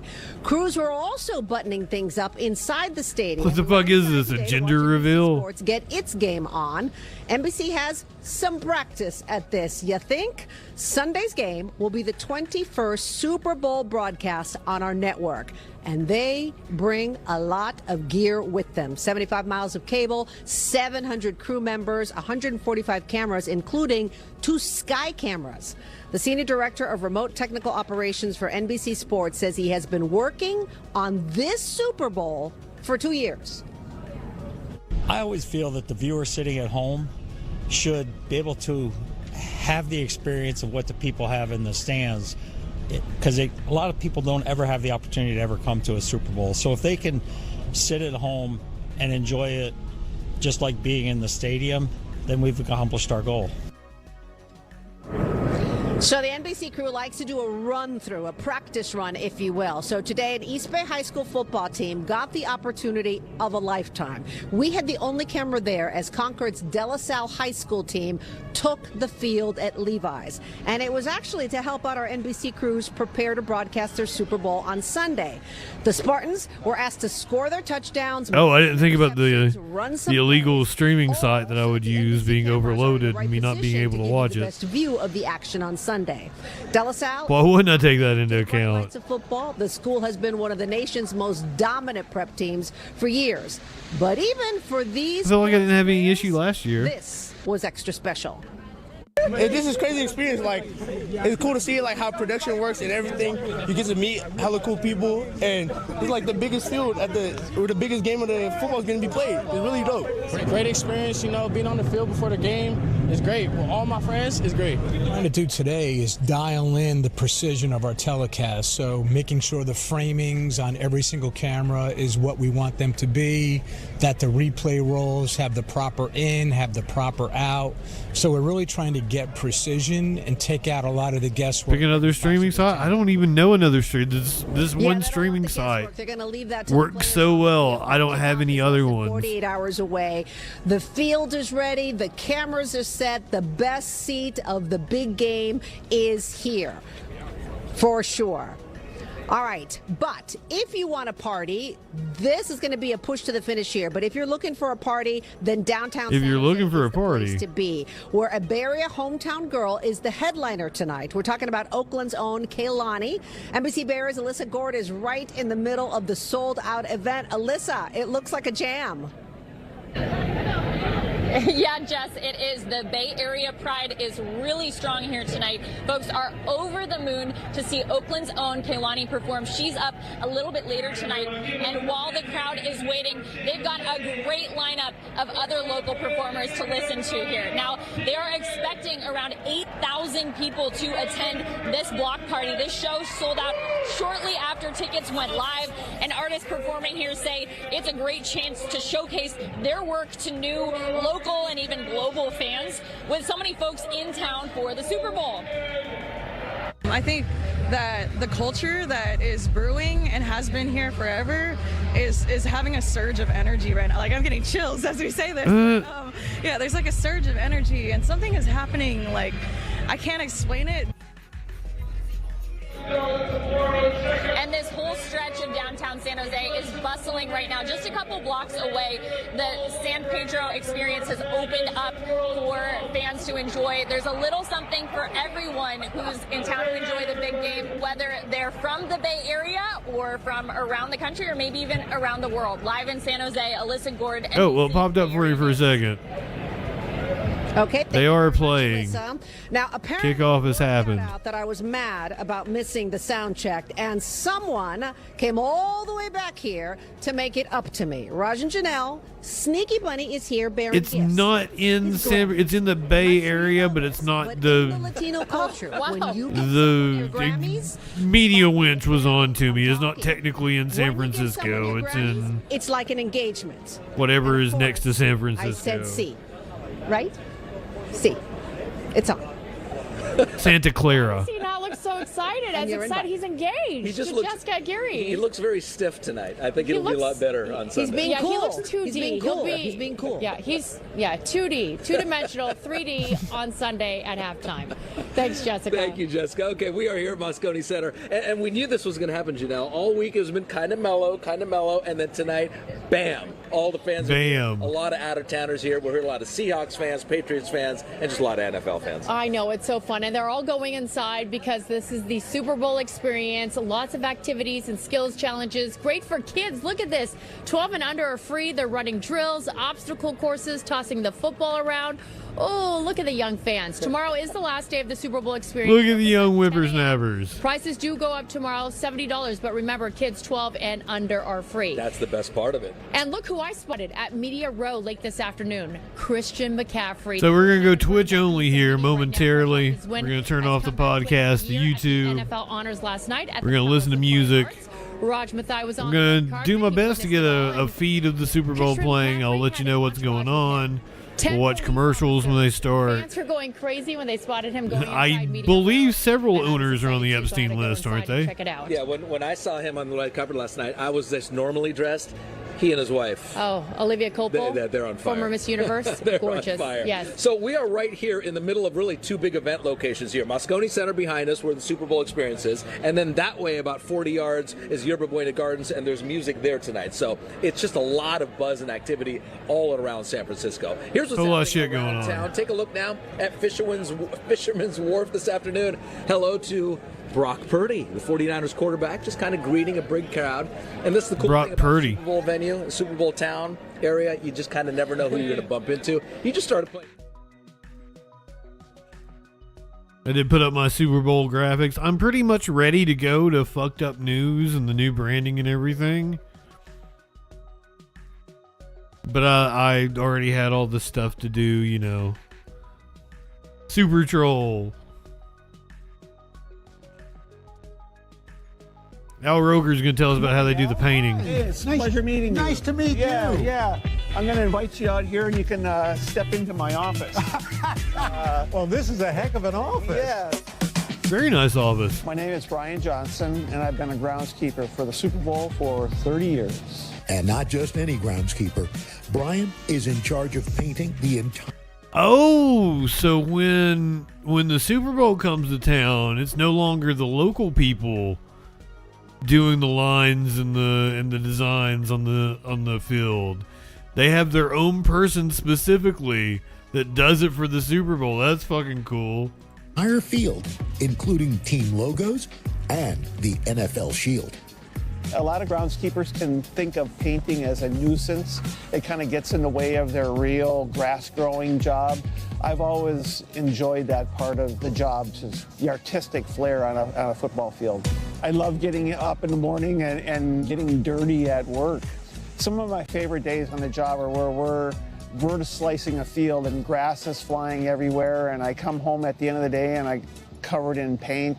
I mean, you've been doing this this is your 30th Super Bowl? 30 years. Super Bowl 30 was my first one. Wow. So he's done half of them. How did that happen? Well, I was really in the right place at the right time. That game was at Sun Devil Stadium in Arizona, and that was my stadium. Right. So the NFL just asked me to be a part of their crew then. They liked the painting that I did, and they just invited me back every year. And now I was getting invited to be part of his painting posse. Hey, Al, we're back in our shop here. This is where all the magic happens. Wow. How much paint do you go through? A lot. This is all paint? This is all paint that's ordered for the Super Bowl. That's Patriot and Seahawk blue. So that works out. So it worked out this year. Same color. Well, you don't want to grab a wrong color of blue. So the Patriots and the Seahawks both use the same color blue? Mistakes. This is a Super Bowl. You know, you probably would be your last Super Bowl. And just like that, we were ready. I feel like that's what he just said. That it was convenient for him. Here, this is where all the magic happens. Wow. How much paint do you... Or maybe they're not technically the same, like, color, but colors on a grass are different. There's only so many shades of blue. You gotta use a certain shade of blue to get it to show up or whatever. But technically the logos have different Pantone numbers. A lot. This is all paint? This is all paint that's ordered for the Super Bowl. That's Patriot and Seahawk blue. So, so that works out. So it worked out this year. Same color. You don't want to grab a wrong color of blue. If you make a mistake, what do you do? There's no time for mistakes. This is a Super Bowl. You know, you probably would be your last Super Bowl. And just like that, we were ready. All right. 2 buckets of paint, a couple of towels, and one very important mission. Here we go. As we headed to midfield, I felt the weight of 30 years of painting perfection. If you're going to start, I don't know. It probably is the same exact color. That's it. That's the money logo. And if you're going to paint a shield, you need a suit of armor. I think this is it. Okay. Oh, It didn't used to be, but like their new logo now is this like navy blue. Once the stencils are in place, I get to watch the technique, then handed the spray gun. It was hot, my hands sweating, but I have millions of football fans counting on me to get this right. Song, blue, Super Bowl. Oh, absolutely down to the Pantone number. I know because like You a 9 out of 10. All right. I've never scored anything. I do a lot of graphic design work, but there may only be so many ways you can get paint to look on grass. For the first time, you didn't make it Because you got to take the green of the grass into account. And it's just wonderful to see. But no, it looks like it is absolutely the same color. And yet, Brian remains humble about it all. And I realized his superpower was skill grafted onto gratitude. There's probably hundreds of groundskeepers in this country that. You might have to pull them both up and compare.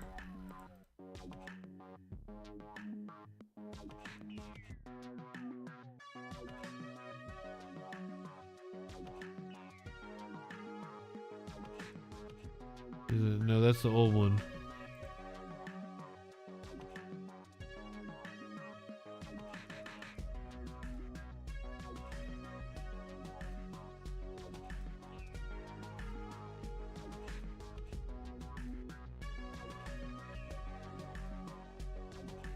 That blue and that blue do indeed look exactly the same.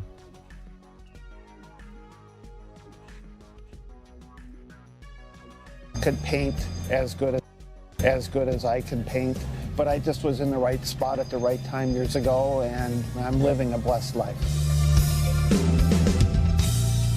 Oh, I tell you, I love this crew. He and his team. Savannah Guthrie missing from the Today Show. And I cannot. Seahawks currently up 3-0. They gave me that other shirt, but they gave me this one, and they signed it, each one of them. And nice. This is a treasured memento. By the way, in case you're wondering what these lights are, why it's so pink out there, those are actually they're giant grow lights. They emit red and blue spectrum, which is perfect for photosynthesis to help it grow. So these are just very large versions of those grow lights you have in your garage, Carson. Those are on loan from Snoop while he's in Italy. We borrowed those. There you go. Al Roker just accused Carson Daly of smoking the weed. Hey, thanks for watching, and don't forget that was great. You're Willie Nelson on NBC, or take You're Today smoking some of the when you're best on the dope go. God Just ever follow put the Today breath in. podcast on Apple Podcasts, Spotify. I wasn't expecting that. Oh, it was funny. There was this mountain lion that was on the loose in, I think it was the Bay Area. This is your animal video of the day. Oh, it was in Northern California. It was up in the north part. Mountain lion cub found lying in a busy street in Castaic last month. Oh my Now, God. New video shows the cub heading to its temporary home in Northern California. And this after they tried returning the cub to its mom. And now plans have changed, and Hunter Sowers, we're going to bring you back in here because you did the original story and have been getting a lot of viewer requests for an update. What happened? Yeah, hey there. Juan and Susie, no surprise here. So many of our viewers invested in this story. We've got the update for you. Once the cub got a clean bill of health, which was first and foremost the most important part, wildlife experts worked really hard to reunite the cub with her mom. Sadly, it just did not work out. After about a week and a half, CDFW decided it would be safer for the cub to rehabilitate back into the wild alongside other I also had a story about a mountain lion mauling a woman. Rescue to now rehab. New video. But I mean, I would risk it for that face. Look at that thing. On the move. I know they made a huge effort to try to get it reunited with its mother, and that didn't work out. What was it, like 9 months? Next best thing. The cub was found last month laying in the middle of a busy Castaic road. Since then, CDFW has worked with nearby neighbors who turned over video footage of what was believed to be the cub's mom. Rick, welcome in, my friend. Her down and reunite the pair, even leaving the cub in an open-air cage, hoping to draw the mama mountain lion out. It's really nice to see how hard they're working to really, locate where the mom is and the cub. We met Cindy Angel Ostro the first Once night again, if you hear that I have OD'd or offed myself, no I didn't, the cops are lying to you, and find out what's going on. Hunt and how to do things. If you hear I had a heart attack because I ate too much chocolate or fried food, Nonprofit known as Flying Tails stepped in. or that I got mauled by a cute animal, that's about right. That's how I died. Sonoma County Wildlife Rescue. It's just so rewarding to be able to find an animal that needs help. Founder and CEO Ken Wayne has been flying I feel like you could domesticate him. including last January during the Palisades fire when shelters were overwhelmed. Famous last words. I feel like you can domesticate him. He had just rescued a different mountain lion cub from San Luis Obispo County. We've learned these two cubs will be in the same rehab enclosure. I mean, it looks like I get mauled all the time by Maynard. As older, wiser. I've got scars all over me. So that they can survive out there and not be at risk. What's one more? The cub was even younger than initially thought, just about 4 or 5 months old. She weighs right now about 16 pounds. She's got to reach at least She's only 5 pounds and know her way around the wild before she's going to be released. But I'm told we're going to get those regular updates on her rehab journey. And of course, props to so This many could be a high-scoring affair over here. It looks like the Patriots are in. Hunter, thank you so much for that update. We're in range to score on this drive. Oh, there's commercials. I'm sorry, I wasn't ready for it. We haven't got rid of YouTube and everything. YouTube people, podcast people, light one up, tip one back. It's all right to have a little fun before you hit the sack. I'm JustinFREAKIN. We'll see you tomorrow afternoon on the Troll Patrol live.